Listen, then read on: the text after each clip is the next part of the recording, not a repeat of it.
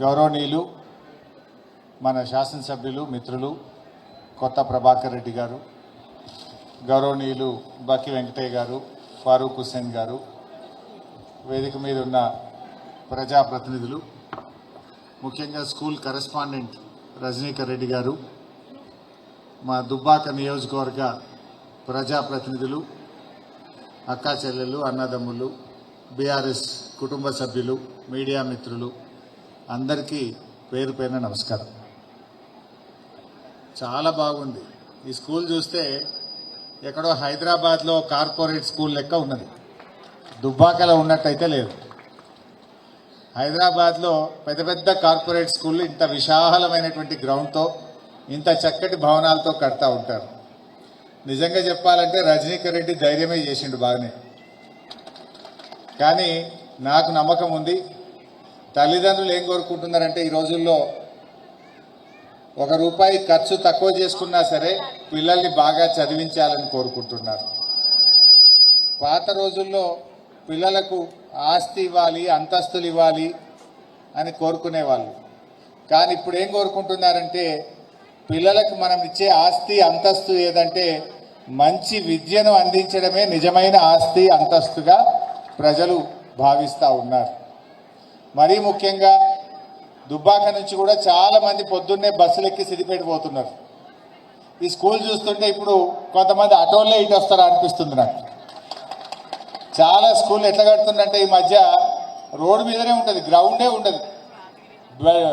ఒక ఫ్లోర్ మీద ఒక ఫ్లోర్, 5 అంతస్తులలో అపార్ట్మెంట్లలో బ్రాయిలర్ కోళ్లను పెంచినట్టు పిల్లల్ని చదివిస్తూ ఉన్నారు. కొన్ని కార్పొరేట్ స్కూల్ ఎట్లా తయారైనాయంటే అపార్ట్మెంట్లలోనే కట్టి ఏసీలు పెట్టి ఇక అలానే పొద్దు నుంచి పొద్దుక్కడి దాకా రుబ్బుడు.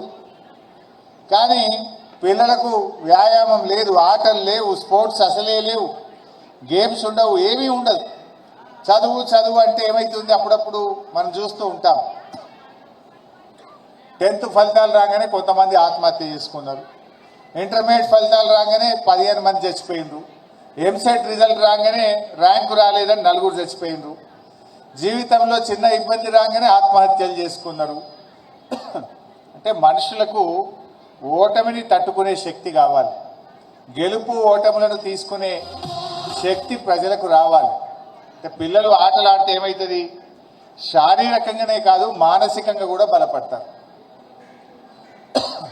శారీరకంగా ఆరోగ్యంగా ఉండడంతో పాటు మానసికంగా కూడా గెలుపును ఓటమిని స్పోర్టివ్గా తీసుకునేటువంటి ఆ స్పిరిట్ పిల్లల్లో చిన్ననాటి నుంచే డెవలప్ అవుతుంది. ఇలాంటి గ్రౌండ్స్ తప్పకుండా ఉండాలి. ఇంత మంచి గ్రౌండ్తో ఇంత మంచి టీచర్లను పెట్టి ఇంగ్లీష్ మీడియంలో చదువు చెప్పే ఒక అద్భుతమైన పాఠశాల దుబ్బాక ప్రాంతంలో రావడం నాకు చాలా సంతోషంగా ఉంది. రజనీకర్ రెడ్డి గారిని, వారి ఉపాధ్యాయులను మనస్ఫూర్తిగా నేను అభినందిస్తా ఉన్నా. ఇవాళ బడిబాట, గవర్నమెంట్ స్కూళ్ళలో బడిబాట స్టార్ట్ అయింది. ఇవాళ పాఠశాలలు పునఃప్రారంభ దినం అంటున్నారు, స్కూళ్ళన్నీ స్టార్ట్ చేస్తున్నామంటున్నారు. బడిబాట అనే కార్యక్రమాన్ని స్టార్ట్ చేసింది. కానీ మన గవర్నమెంట్లో, ఈ కొత్తగా వచ్చిన కాంగ్రెస్ గవర్నమెంట్లో మందుబాబుల మంచి చెడులు చూడడానికి మంత్రి ఉన్నాడు, కానీ విద్యార్థుల మంచి చెడులు చూడడానికి పాఠశాల విద్యాశాఖకు మంత్రి లేడు. మందుబాబుల బాగోగులు చూసుకోవడానికి ఎక్సైజ్ మంత్రి ఫుల్ యాక్టివ్ ఉన్నాడు. కొత్త బ్రాండ్లు తెస్తుండు, బీర్ల రేట్లు వేస్తుండు, వైన్స్ రేట్లు వేస్తుండు, లిక్కర్ రేట్లు వేస్తుండు. బిజీగా లిక్కర్ మంత్రి ఉన్నాడు. మరి బడిబాట స్టార్ట్ అయింది, స్కూళ్ళు రీఓపెన్ అవుతున్నాయి.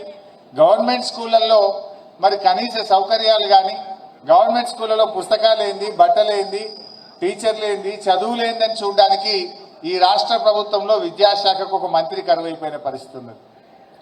ఇవాళ పరిస్థితి ఏందో మనం చూసాం. పోయిన సంవత్సరం మధ్యాహ్న భోజనం సరిగా లేక వేల మంది విద్యార్థులు ఆసుపత్రుల పాలైపోయింది. దాదాపు 67 మంది విద్యార్థులు గురుకుల పాఠశాలల్లో, హాస్టళ్లలో విషాహారం తిని చనిపోయిన పరిస్థితి మనం చూసాం. అయినా ఈ ప్రభుత్వానికి ఇంకా మేలు రాలే. 18 నెలలు అయిపోయింది, ఇప్పటికీ ఎస్సీ వెల్ఫేర్ మంత్రి లేడు, ట్రైబల్ వెల్ఫేర్ మంత్రి లేడు, విద్యాశాఖ మంత్రి లేడు.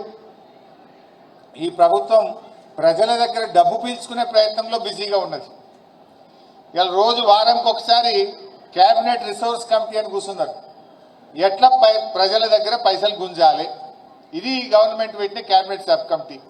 అందుకే అప్పుడేమో ఎల్ఆర్ఎస్ ఫ్రీ అన్నారు. గవర్నమెంట్ రాగానే ఇప్పుడు ఎల్ఆర్ఎస్ దుబ్బాక మున్సిపాలిటీలో కూడా ప్లాట్లు చేసిన వాళ్ళ దగ్గర ముక్కు విండి ఎల్ఆర్ఎస్ పేరు మీద డబ్బులు గుంజుతా ఉంది కాంగ్రెస్ ప్రభుత్వం. బీర్ల ధరలు పెంచి గుంజుతా ఉన్నారు, ఎక్సైజ్ మందు ధర పెంచి పైసలు గుంజుతా ఉన్నారు. ఎట్లా గుంజుడే తప్ప ప్రజలకు ఎట్లా ఇచ్చుడు లేదు. రైతు బంధు ఎగ్గొట్టిండ్రు, రైతు బీమా బంద్ పెట్టిండ్రు, ఇట్లా బతుకమ్మ చీరలు బంద్ పెట్టిండ్రు, పిల్లల ఫీజు రియంబర్స్మెంట్లు బంద్ పెట్టిండ్రు, best available schools SC ST BC పిల్లలకి ఇచ్చే డబ్బులు బంద్ పెట్టిండ్రు, పథకాలు బంద్ పెట్టుడు, ప్రజల దగ్గర గుంజుడు. ఇది మోపైంది గవర్నమెంట్లో. ఇప్పుడే ప్రజలు అర్థం చేసుకుంటున్నారు. బట్ ఏది ఏమైనా తక్షణమే విద్యాశాఖకు ఒక మంత్రిని పెట్టి ప్రభుత్వ పాఠశాలల్ని విద్యా వ్యవస్థను బాగు చేయాలని చెప్పి కూడా నేను ఈ సందర్భంగా ప్రభుత్వాన్ని డిమాండ్ చేస్తా ఉన్నా. ఎందుకంటే దానికి ఒక మంత్రి లేదు. ముఖ్యమంత్రి ఏమో బిజీ, ఆయన వేరే బిజీ చాలా ఉన్నది.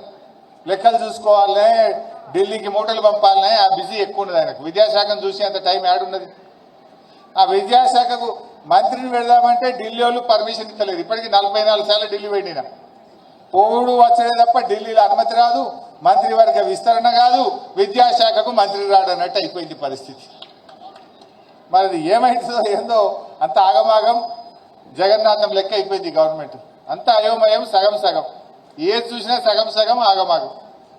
సరే ఏది ఏమైనా మరి ఇవాళ ప్రభుత్వ పాఠశాలల్లో ఎంతమంది పిల్లలు చదువుతారో ప్రైవేట్ పాఠశాలలో కూడా అంతమంది చదువుతున్నారు ఈ రాష్ట్రంలో. సగానికి సగం ప్రైవేట్ స్కూళ్ళలోనే ఉన్నారు. ప్రైవేట్ స్కూళ్ళు కూడా చాలా గురుతరమైన కీలకమైన బాధ్యత ఈ రాష్ట్రంలో నిర్వర్తిస్తూ ఉన్నాయి. అంటే పిల్లల భవిష్యత్తు ఇవాళ సగం ప్రైవేట్ స్కూళ్ళలోనే జరుగుతూ ఉంది. నేను రజనీకాంత్ కూడా రిక్వెస్ట్ చేస్తా ఉన్నా, ఎక్కడైనా తల్లిదండ్రులు చనిపోయిన పిల్లలు, ఎక్కడైనా సైనికుల పిల్లలు, ఏదో బార్డర్లో పనిచేసే సైనికుల పిల్లలు, జర్నలిస్టుల పిల్లలు ఏదైనా అవకాశం ఉంటే వాళ్ళకి కొంత కన్సెషన్ ఇచ్చో ఆ పిల్లల్ని చదివించే విధంగా సామాజిక బాధ్యత కూడా తీసుకోవాలని రజనీకాంత్ రెడ్డి గారిని కోరుతూ, ఇంత మంచి స్కూల్ ధైర్యం చేసి చక్కటి ప్లే గ్రౌండ్తో దుబ్బాకలో కట్టినందుకు, నిజంగా సిద్దిపేటలో కూడా ఇంత గ్రౌండ్తో స్కూల్ లేదు.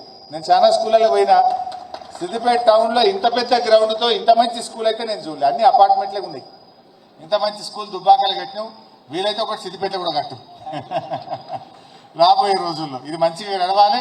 రాబోయే రోజుల్లో సిద్దిపేట కూడా ఇంత పెద్ద గ్రౌండ్తో స్కూల్ కట్టాలి. Wish you all the best, good luck. Thank you అన్న.